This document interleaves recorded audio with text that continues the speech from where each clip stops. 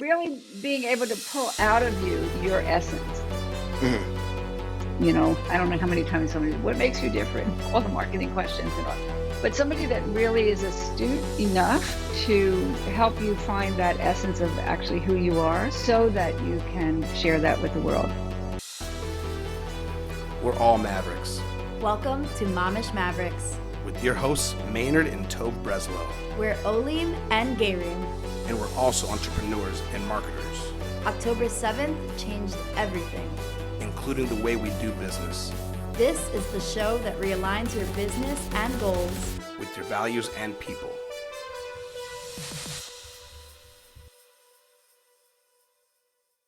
Hey everybody, and welcome to Momish Mavericks. Hey, we're joined by Tina Greenbaum. Tina is a conflict resolution expert, psychotherapist, and peak performance coach here with Mastery Under Pressure. Thanks for joining us today, Tina. Thank you, Maynard. So happy to be here. Yeah, grateful to have you. As you can see, you wrote the book on Mastery Under Pressure. So a lot of great stuff here to talk about here in terms of helping people reach their peak performance, right? Helping Absolutely. Senior leaders overcome friction in their organization. And we'll be talking about that and how we can really reach our highest level peak performance, whether it be with organizations, whether it be with communication or personally, professionally. Great stuff to talk about. Before we get into the meat and potatoes, I guess, tell us a little bit about Mastery Under Pressure and your journey. That's what's kind of led you here. Yeah, well, I've got a lot of years behind me now, so it's a little bit of a long journey.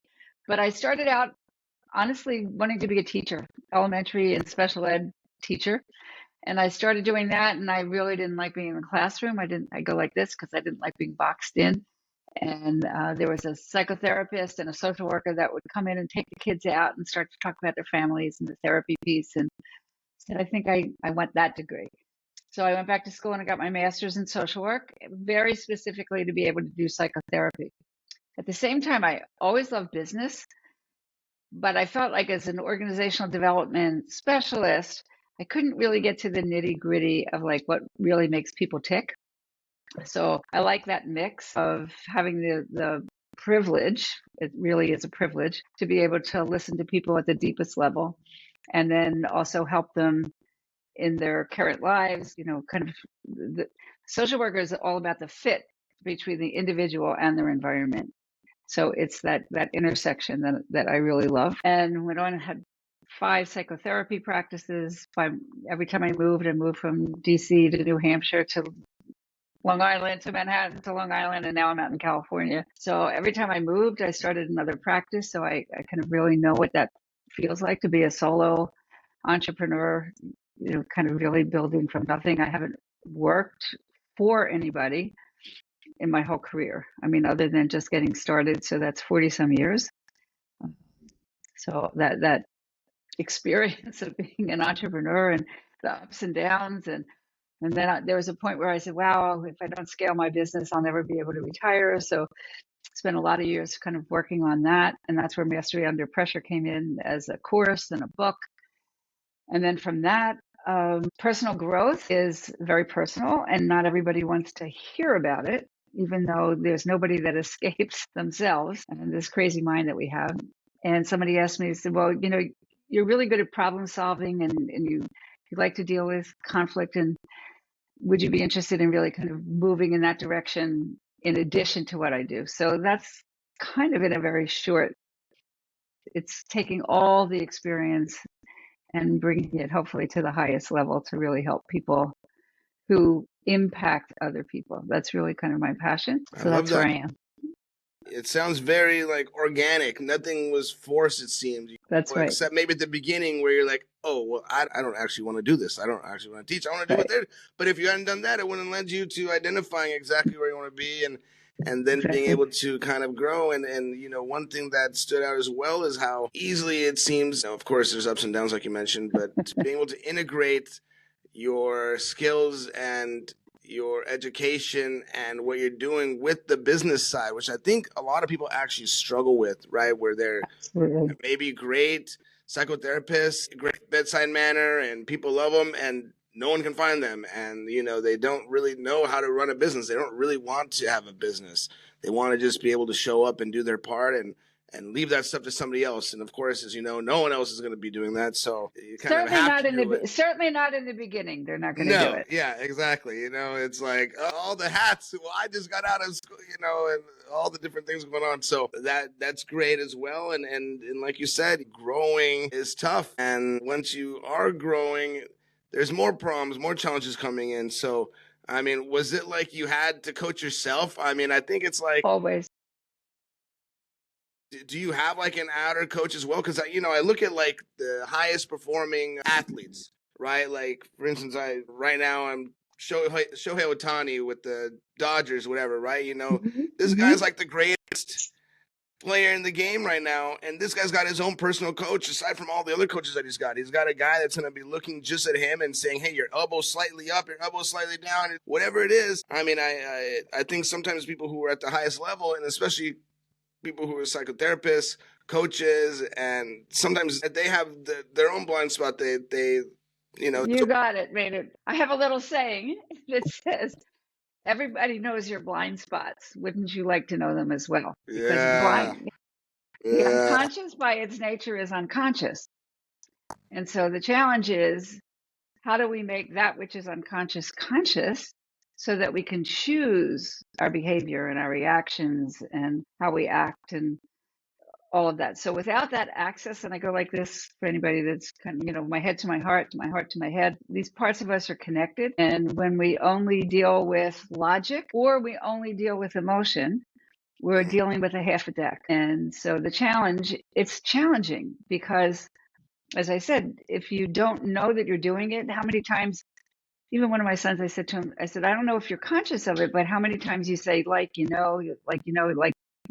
or I went through Toastmasters as a speaking training club, and they count how many times you say, so that you become conscious and then begin to start to adjust and train yourself accordingly. So yes, athletes, there's no stigma in them having coaches. The mental coaches, and I've worked with a bunch of athletes and just checked in with a young athlete that I worked with from the time, I think he was about 13. And now he is a junior in high school, getting ready for all the college. Somebody says, yeah, my mind is really quiet. And I said, could you say that that's from the work that we did? And he said, yeah, and also maturing. But another little saying that I have, good mental health is not a natural sport, it's a learned sport. And so for everything that I teach, I do. I always used to say it. For every training that I've taken, I'm the guinea pig. I figured out how it works for me, and I'm just a person like other people. And yet, we all have our modalities and different ways that we learn. But basically, I try out everything, and then if it works, I teach it. I have this little saying, I just created a new media kit. And if you want to change the world, you want to change your organization, you want to change the world, it starts by changing ourselves. Because we are the person that we bring into every situation, every conversation. No doubt about it. And then, changing ourselves, I think, even Kabbalistically, mystically, this is like the whole thing, it's like the person who wants to clean the mirror, but the stain's on the shirt, and I think that's kind of an issue that we have. We talk about the blind spots, and you want to, your blind spot, ask everybody else can see it. And I think that this also kind of plays into, having that self-awareness. And I definitely resemble that remark. You mentioned the I know, this, that. It's funny. I used to actually have a really big block of like even having a podcast, or like, how can I have a podcast when I'm still saying like this, that. And I also have a motto, right? Done's better than perfect. We'll get there and optimize. And now 7-8 years later, I haven't optimized that part, but the sound's better and the video's better and all that stuff's better, I guess. So, time to get into maybe those other kind of things as well. I guess that also takes in, you do so many things here in terms of there's obviously, right? So now I'm conscious about it, but in terms of communication, conflict resolution, peak performance, and sometimes people are dealing with one, sometimes dealing with, how do you actually get to, what's the roadmap look like from getting from, hey, this is the issue, maybe this is squeaky wheel, we'll get this first, until, wow, sure, I feel like a new person. Is there a roadmap, or is it kind of just everybody is individual? everybody is individual, but there is a roadmap. And I call it the 3 I's. Mhm. So let's just say that you come to me either as a team member, as a leader, as there's a problem and I can't quite put my finger on it. People are not happy, they're leaving, things are going on, or my relationship is not going great. Whatever it might be, I know that there's a problem, but I just don't know how to solve it. I don't know how to get to it. So the first I is insight. So behavior runs in patterns. For personal issues, there's not that many issues that we as humans experience. There's betrayal, there's grief and loss, there's abandonment. We all have similar themes, but there's an infinite variation on them. So if you were to look at companies, they have their own themes of lack of communication or the siloing or whatever language you want to use it, that things are just not working well. So first we have to identify the problem. If we don't identify it and name it, and that's what I love about, my particular desire and ability or whatever it is to get to, like, what's the nugget of what's really going on? Because many people live up here and we look at the symptoms, but we don't necessarily look at the actual origins. So we get the insight. My mother, my father, my sister, my brother, or this one or that one, and we see the pattern. We start to identify the pattern. Okay, now we can name it. Now what are we going to do about it? Now we have to problem solve around how we're going to solve this problem. And depending on what level it is or where it is, we come up with a strategy and we implement new behaviors for the desire of a different outcome. We're just up at the ums and the ahs.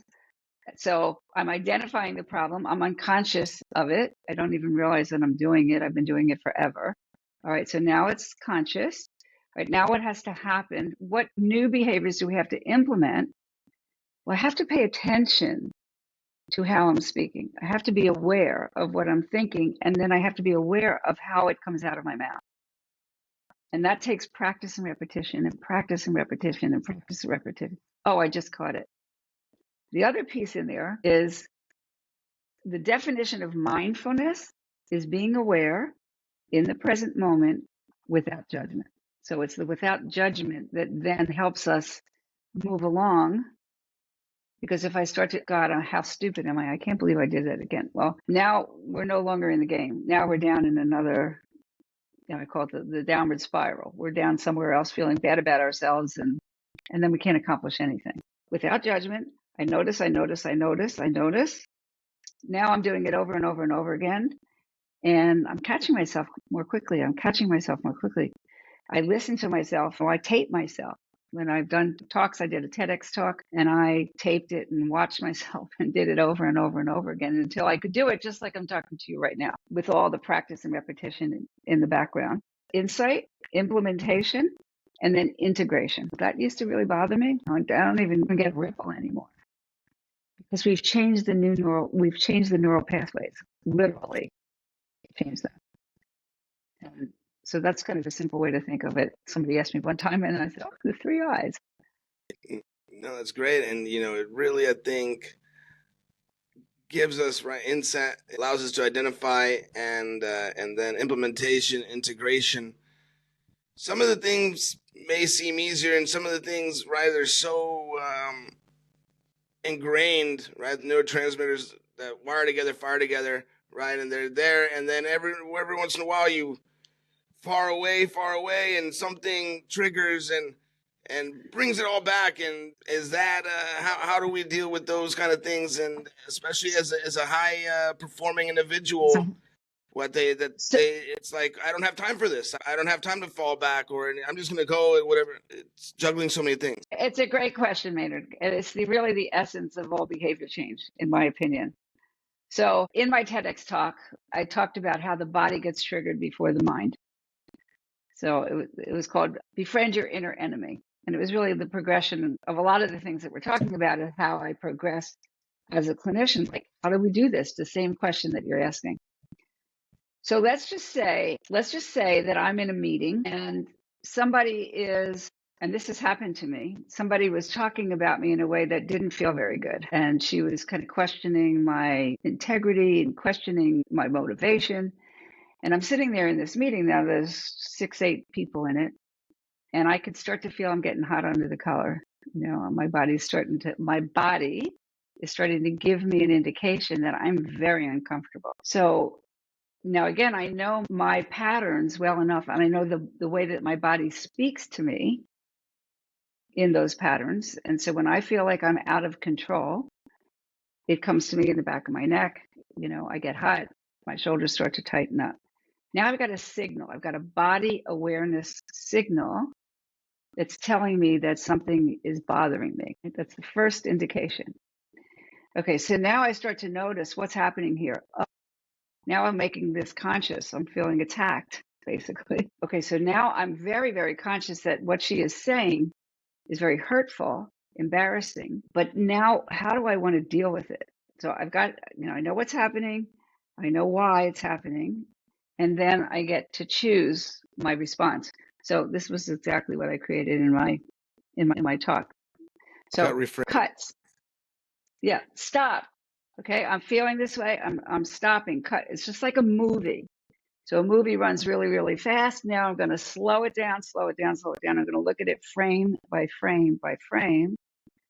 I've stopped. I'm reframing. Now I'm noticing the thoughts and feelings that are running through my body. And now I'm reframing in my mind how I want to respond. And the way that I chose to respond at that particular moment, I didn't say a word. Because I knew consciously that if I opened up my mouth in that meeting, it was going to derail the meeting. But I also made a decision that as soon as that meeting was over, I was getting on the phone with her and I said, we have to talk, which is exactly what I did. And then we talked later that afternoon and she, and I let her talk and I said, I understand what you were trying to say. I said, but do you know how it felt? Oh, I apologize. And I said, she said, I hope you don't hold a grudge. Well, I don't hold a grudge, but I also remember. And so that level of trust that I might have had with her before really kind of went down. So then I get to, again, to choose how much I want to deal with her, how much I want to engage with her, and so on and so on. But at the end of the conversation, we were colleagues again. We could sit in a meeting. Now, many people would not have made that phone call. They would have let it fester and get really annoyed with themselves and upset with her and blame her and do all this and that. And this is where it comes into the conflict and the conflict resolution. I grew up in a household where my mother was a peacemaker and she wouldn't allow us to go for days and days and days of fighting and not talking. And she would sit us down and she would call a family meeting where we had to deal with what was going on in the household. So for my whole life, I have been dealing with difficult conversations and being willing to confront very uncomfortable situations for the goal of clearing the air. Because when we don't clear the air, and it builds, the mistrust builds and the miscommunication builds. And then when we get triggered again, not only do we deal with that one thing, we call it gunny sacking. I'm mad at you for this, and then I'm mad at you for that, and I'm mad at you for this. And then we can't do anything. Wow. Yeah, and I think you have there, you said, well, I don't want to derail the meeting, right? And some people would have blurted out or people would have held it in forever, like you said, and let it fester. And being able to give something the time and approach it in that kind of manner, I think already so many steps ahead, right? I think you see really this is what leads to conflict, I think, so much, just even having this conversation. You're the expert. I'm not. I should be asking you the questions, but where people have unresolved kind of things. I was thinking as you were mentioning, people change reasons. And I remember it brought to mind something I saw a few years ago with Gary Vaynerchuk, right? He's out there and he's out there and saying whatever he wants and F this, F that, and one time somebody asked him, like, hey, you ever done meditation? He's like, no. It's like, a lot of CEOs are, and he's like, problem is if I do meditation, I'm worried it's gonna change me, and I don't want to change. I want to keep doing what I'm doing, and then the same thing came up with with the curse words. It's like, if I change my curse words, first of all, I'm not authentic. And second of all, what else is that going to alter in my delivery and all this? And I can see kind of like his argument, right? Where that insight, that gap between insight and integration, in the middle there, life doesn't really stop, right? I think at the end, that those people are engaging in things that end up in conflict and creating problems. And so what he's doing, he's choosing to speak to an audience that thinks that that's okay. They're his audience. Yeah. And at the same time, if he wants to broaden his audience, he might make a different choice in terms of who he wants to speak to and how he wants to speak and who he offends or doesn't offend, and that's the choice that he's making. Everybody gets to choose. Yeah. That wouldn't be the way that I fear, right? The high performance individuals there. I mean, it's like the game don't wait, as the great philosopher Snoop Dogg once said, right? I don't get to just take time off unless people get really in big trouble and they got to go to rehab or something like that, right? And they got to go away for a while, bye-bye. But other than that, it's not like people just have time. What does that schedule look like with high performance individuals where it's like, okay, like, this is great, Tina, I love it. And we're going to keep going. I've seen so much improvement, but it's also, I've got a million things going. A lot of times, Maynard, people don't ask for help, and that's until there's a crisis. Yeah. Until what they're doing no longer works. Yeah. And so it's the same thing with the company. We're going, and then we start to look at, well, we're hurting here. Things have got to change. And that's when most people ask for help. And until they feel the pain, if we look at pain or pleasure, those are the two things it's the pain that gets somebody's attention more than the pleasure. And so Vanacek and this one and that one and the real high performers, the real high performers that I know, they get up at 5 o'clock in the morning. Yeah. They do their meditation, they do their running, they do their whatever, they do their breathing, they set themselves up for the day for success. And success may come to other people, just by their nature and their will but we have to understand that as human beings, when working at that high level all that time and push, the body is not designed for that. And so when we're living under high stress all the time, the adrenaline is pumping all the time. And what I tell a lot of people all the time in terms of the peak performance, when you're under a lot of stress, the first thing that goes is your ability to think clearly, because the body is preparing for fight, flight, or freeze. All the blood rushes to the heart, it leaves the extremities, it leaves the brain, and it goes so that we can run. And I don't know anybody, honestly, that's human, that functions at the highest potential that they have without feeding the gas. How do you feed the car? If the car doesn't have any gas, at some point it's gonna fall apart. So whether it's disease, divorce, all kinds of things that happen in their lives, and people make choices again. The things that may be important to you or me may not be important to them. The bottom line may be the most important to them, no matter what. I think without the mindset, the business acumen and the mindset together make for great success. One without the other is not going to lead you to where you say you might want to be. Amazing. It's fascinating. This whole thing is fascinating. I want to get into conflict because there's so much stuff there as well. But this to me is so fascinating in the sense that we live now in a society that doesn't really value at all any of the things that you're talking about slowing down, taking, or waking up early. They do, right? But that's part of the preparation for the running that's going to go on later on. It's not. That's right. It's something that's.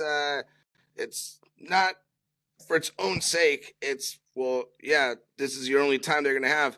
I mean, I'm grateful that I'm in Israel and that my business and clients are in the United States, because for me, it's not like I sleep till noon. I got I have a 2-year-old and a 3-month-old. I haven't found the snooze button on them yet. Maybe you can help me. You have kids, but so I'm still up at 6:37 every day. But that's like, for me, like the 5 a.m., right? 3 a.m. in LA, whatever, but when I'm getting all the stuff ready. So, but I think we live now in a society that really is pushing for this hustle, right? Gig economy, working so much. I mean, it brings to mind, this week's parsha that has Pharaoh, I guess last week's parsha, where it's like, now you're going to work and you're going to have to bring your own straw, but you still have to do the same quota, and it's like, you got to bring your own car, you got to bring your own phone, you got to do all the things, but you still got to pay the rent, you still got to do all the things. I know. And people are just like running, going crazy. And it's not just people in the gig economy, it's people in the highest levels as well. That's right. And it's exhausting. It's exhausting. It just is. And so when we go back to what we were talking about earlier in terms of being an entrepreneur, being a solo entrepreneur, doing everything yourself, at some point, again, the great leaders, they don't do everything themselves. They do know how to allocate and give people things that they're good at. The really, really good ones understand their employees. They understand their top level people. I'm really good at this, but you're really good at that. So I'm going to give you this. And I had a client who was a CTO of a cybersecurity company. And he said, I don't need your help with the engineers. He said, I've got like 200 really smart people or 300 smart people behind me. I need your help with the people. And I'm not sure that, again, a lot of the people in positions of leadership have those leadership abilities really kind of nailed down, because leaders are people that we want to follow. When you think about the great leaders or the great people in history, or the people that you admire or that you aspire to, they have a presence.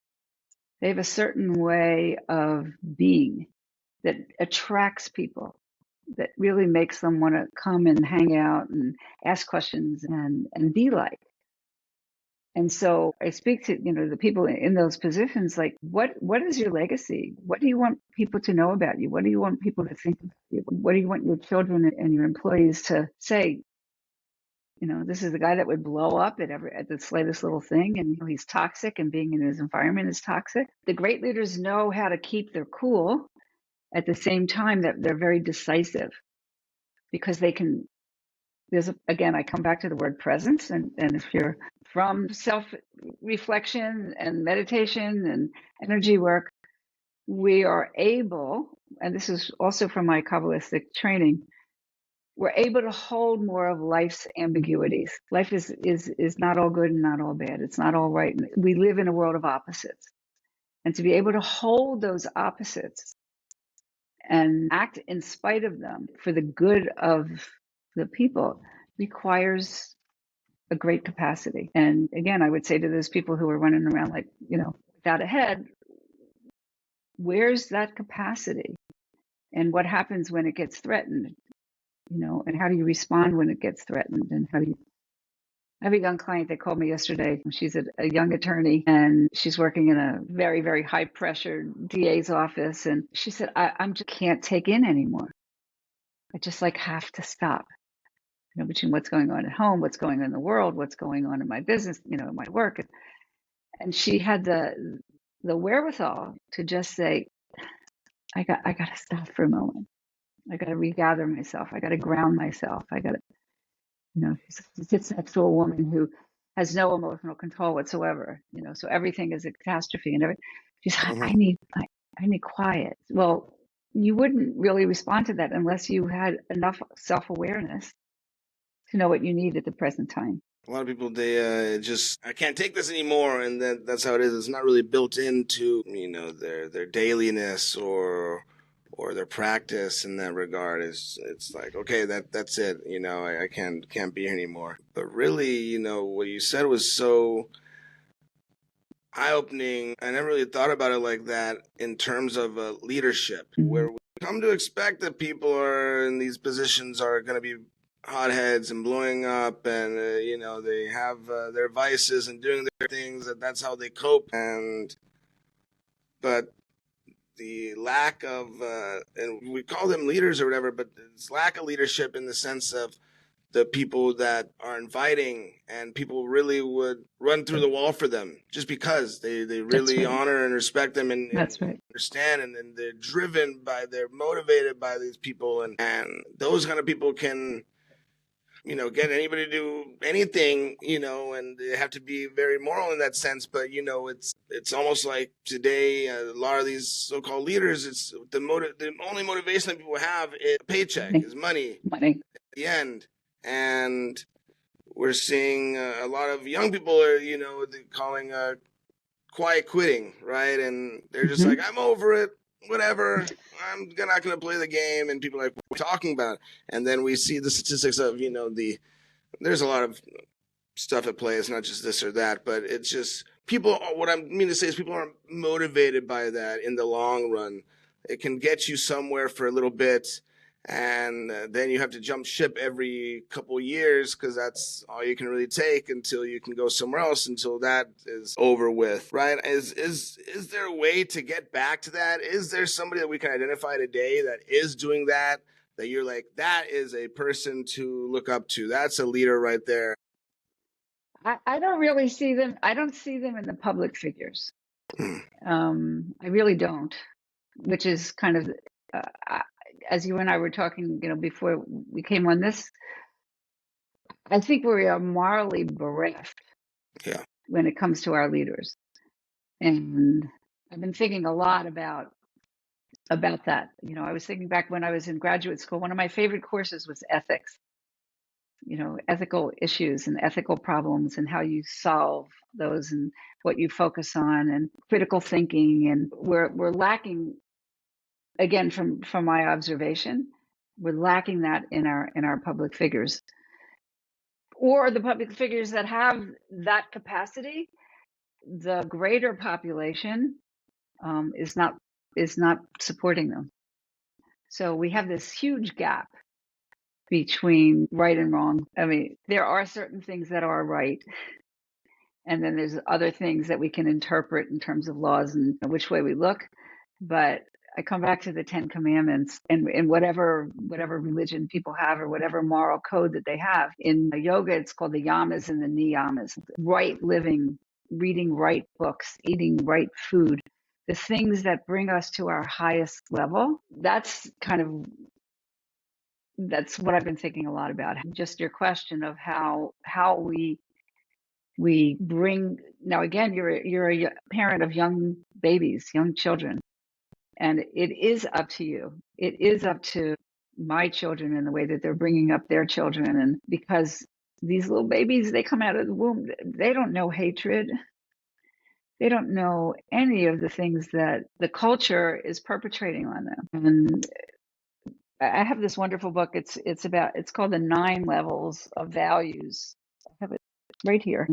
And different people, different cultures, different leaders, different organizations operate at different levels of value systems. And I think we're at about one of the lowest, certainly in my lifetime, we're at the lowest of the low. And our job, again, when we look at what can we do, I think it comes down to your individual lives, your individual communities, how you treat one another, how we treat our children, how we treat our employees, and really get back to that level of integrity. Because inside, and I think this is the piece that kind of we're talking about in a way, if you don't take the time to investigate who you are at the deepest levels, you just operate out of automatic.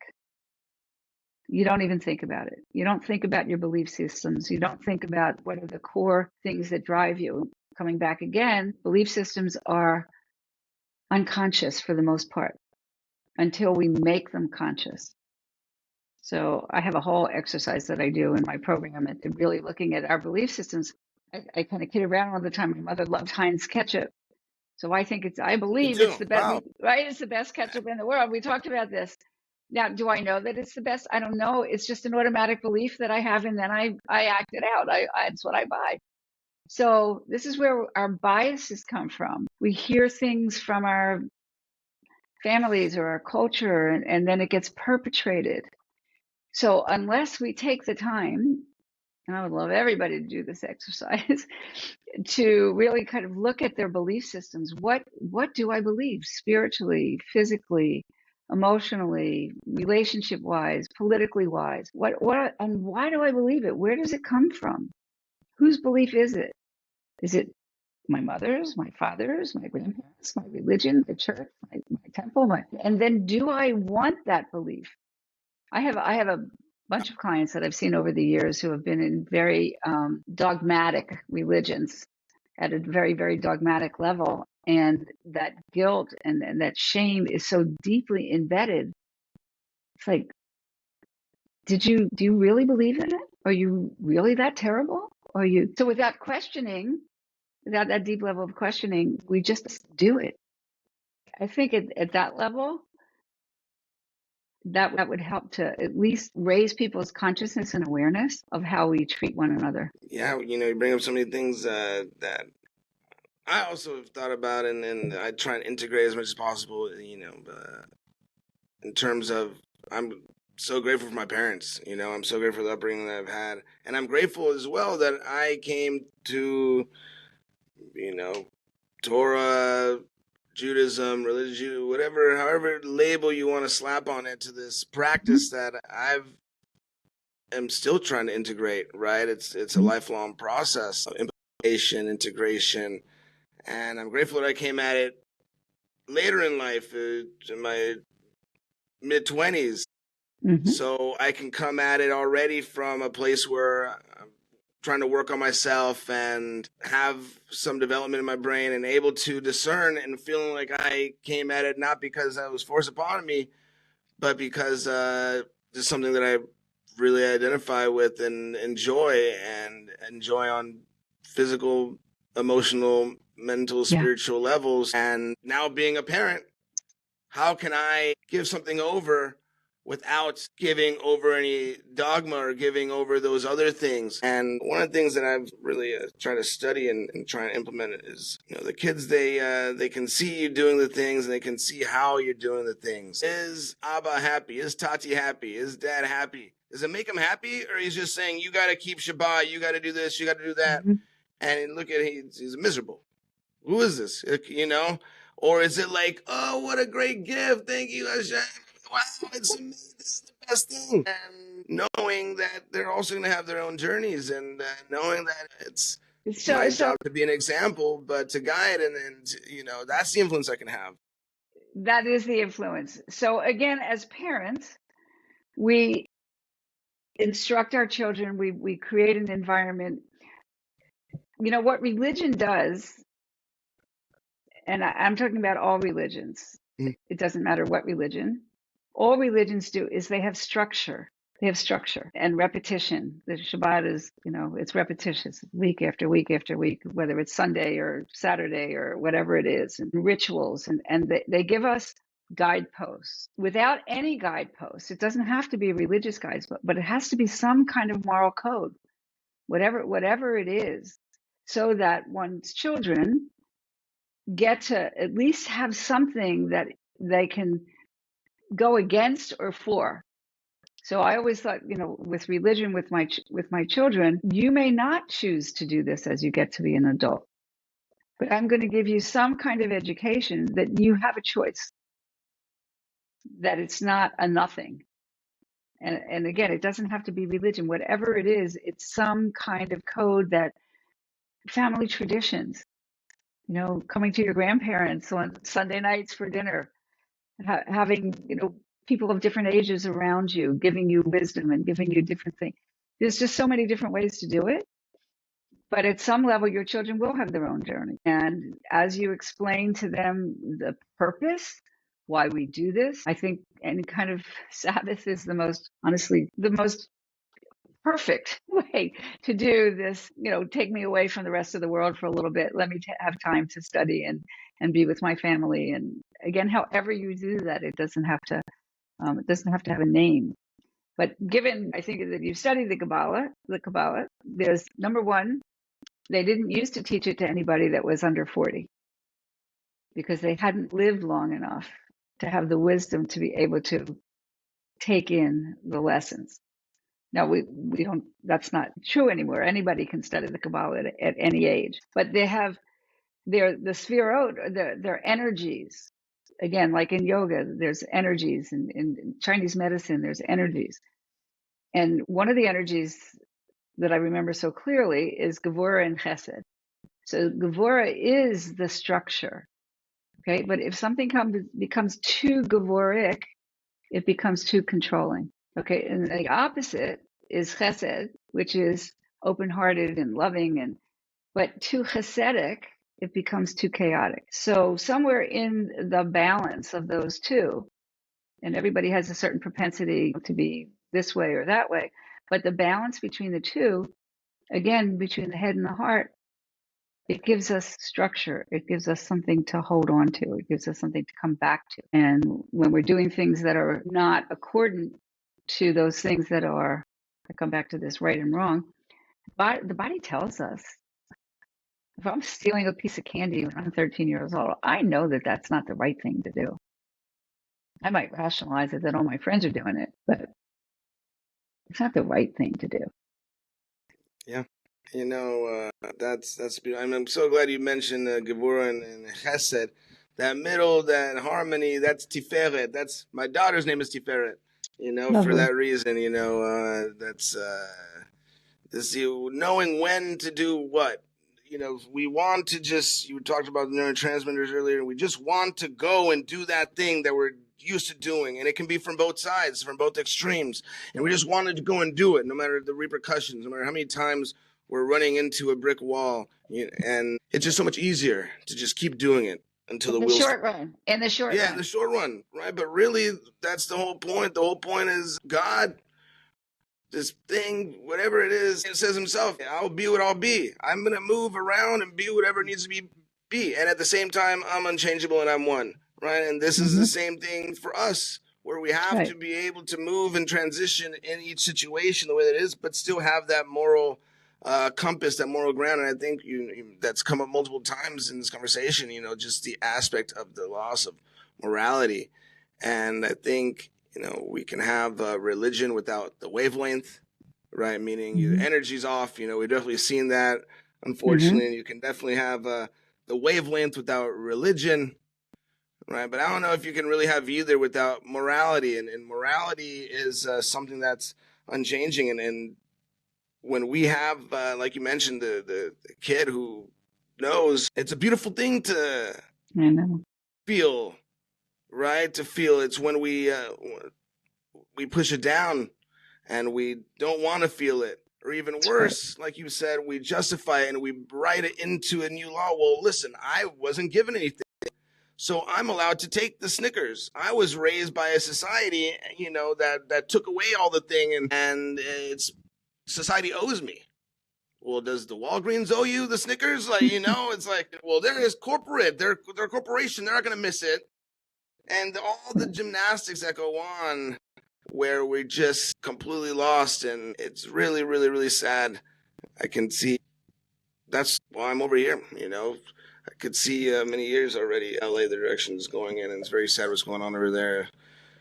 People dealing with houses and everything before even the fires, homelessness and fires, and it's a sad state of affairs. But like you said, I think we can all be leaders. The world needs leaders now. The world needs leaders, and if we can't identify the leader in the public eye, then we have to be the leader. It has to be us. And I love that. That's exactly right, Maynard. That's exactly right. It does. It does have to be us.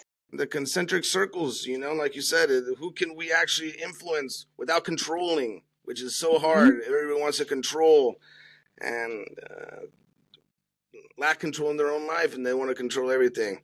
By they, the royal they, me too. I'm in the they too. So anyway, I do know. This is here we are. But you wrote the book on it, Mastery Under Pressure. And not only did you write the book on it, right? We're all under pressure, right? And so not only do you write the book on it, but you also have your own podcast. You're here gifting your time. You have your own podcast over here, Under the Hood. Am I correct, right? And there's so much wealth of information that you have, and so many decades, things that you've done over here, I guess, with the book and with the podcast and with all these things. what is kind of two-part question? What's kind of been the most rewarding kind of gift that you've gotten from Whew. these endeavors, and what's kind of been the biggest challenge that you're like, man, I wish I could just do this, or I wish it turned out like this, or I wish it was like this, but this like the thing that's like in the middle here that I don't know how to overcome. You're a coach, but also have that stuff. No, I'm a human.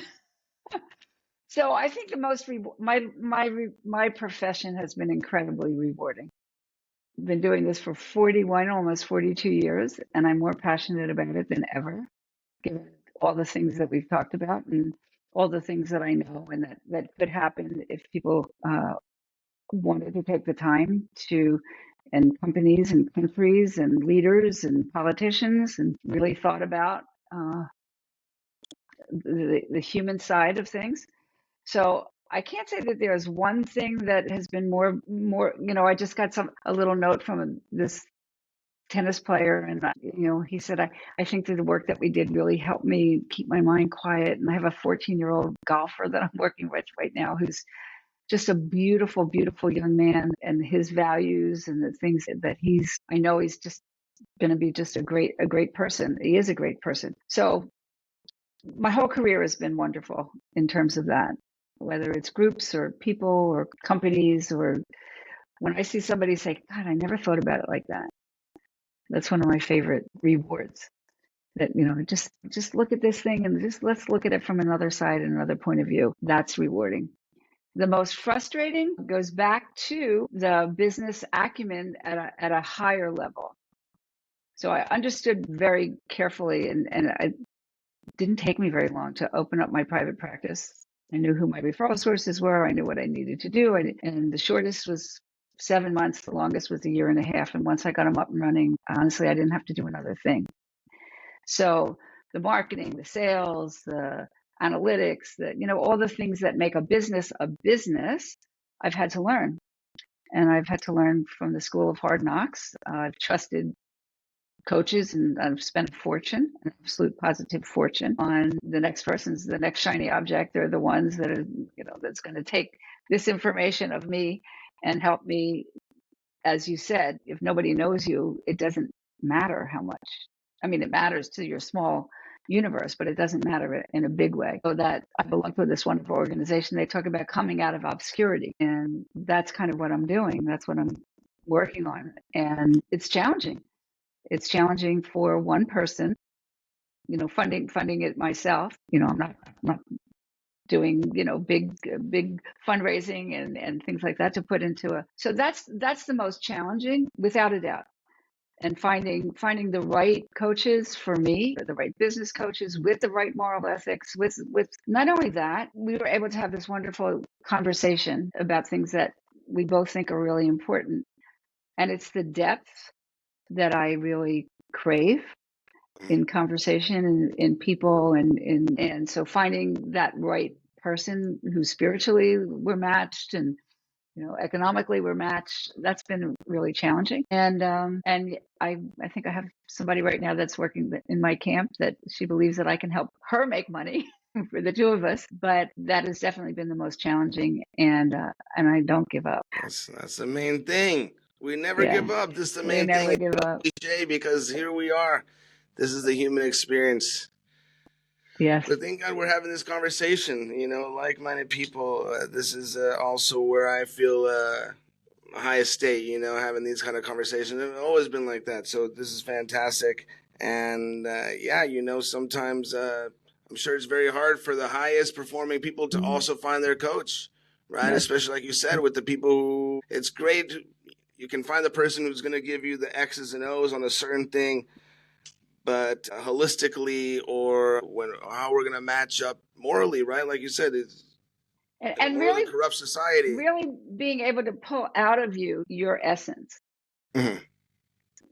I don't know how many times what makes you different? All the marketing questions and all, but somebody that really is astute enough to help you find that essence of actually who you are, so that you can share that with the world.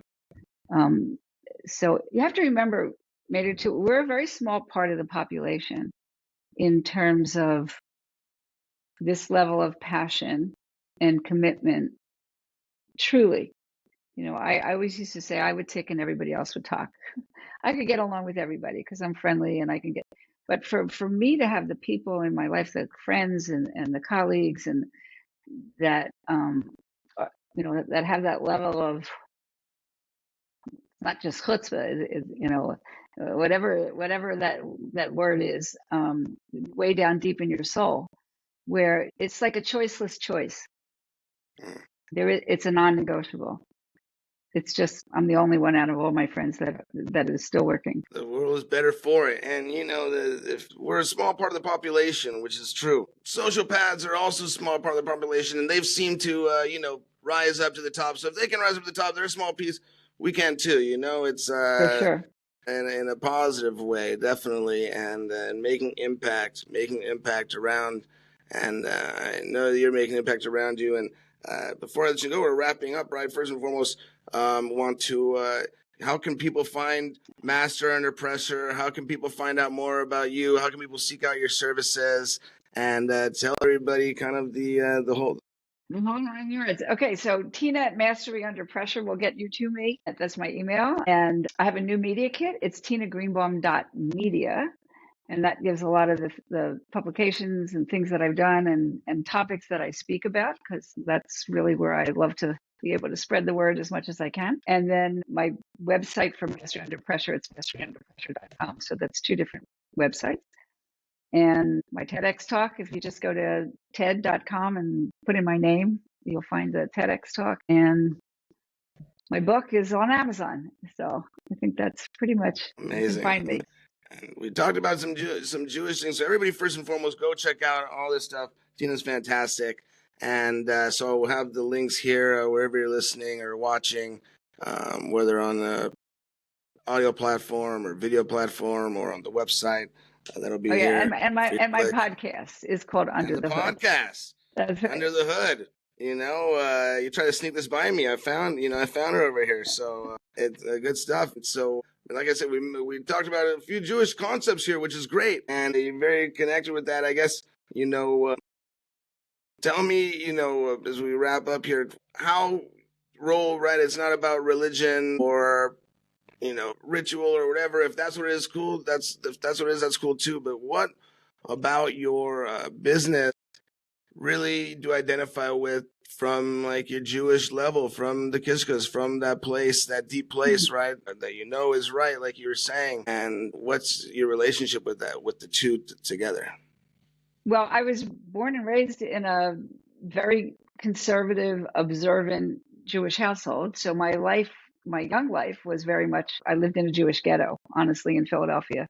Everybody was Jewish except one person who I still remember her name from my elementary school. The synagogue was up the street. It had a gymnasium. It had USY. It had the youth groups. So it was very much a part of my upbringing. And then, much to my father's chagrin, I married somebody who wasn't Jewish. I married somebody who was Greek Orthodox. And at the time of my life, I got married at 23. Well, the Greeks, they sit around the table and eat, as we Jews do. I thought that would be fine. And then I had 3 sons. And then I had to deal with the bris, question, and then the bar mitzvah question. And so the bris, I kind of sort of got by. But the bar mitzvahs, I came back to that point of I really wanted them to have something, whether in fact they chose in their adult lives to follow it. This was our heritage, my heritage, and I wanted to pass that on. So my kids have all married out of the religion. And yet when it's Hanukkah or it's any of the Jewish holidays, I keep them all. And they come, they're teaching their kids. So it is very multicultural. My family, my kids have all married people from Asian descent, and we have a very mixed crew. And I think about this too. I was thinking about this actually this morning, because there's such a lack of moral code, as we were talking about. Is it because of the less importance that religion has in much of the world? Is it religion that has passed this on, or how do we pass it on if it's not through religion? This is just a question that I have. So my first husband was not Jewish. My second husband is Jewish. It's much easier for me. I like to say we're the same amount of Jewish. We love the music. We love the music. We love family. And we love tradition. And that my children have learned and will pass on. Judaism is another question. And in my own life, Judaism is my heritage, but I do believe also that religion separates people. And so I've always been looking at the things that what brings us together. Not even so much how we're different, but what brings us together. And that sort of has kind of come to a very much of a spiritual overpinning of all religions. Yeah, and that's a beautiful, not like there's a right or wrong answer, but that was absolutely beautiful. I appreciate you sharing that. And, we definitely, one aspect, I would say definitely, but it's just my opinion, I guess, that there's an aspect of the religion, and not just religion, but what's the essence of religion, right? A higher power, a higher being that is here for our benefit. Right? Create us for our benefit so we can enjoy the world and we can grow and make the world a better place by implementing, right? If somebody writes a code, then there's certain, you can beat the game with certain cheat codes, and you have the code there. You have to follow those kind of rules, and then over here, then you can keep falling into the pit and doing all these kind of things. It's just the way of how it is. That's one aspect, but another aspect is in my opinion, once again, that people who have the religion, who have been exposed to religion, who are not, we can do the rituals all we want, but if we don't have the essence, we miss the essence once again. And we're not giving it over to people in the right way, and we just looking for a reward. We just want the good things that are going to come, and we just want this and that, and we're just doing it to take and putting forward a not such a good image, and it's also a big problem. Big problem. It's a big problem.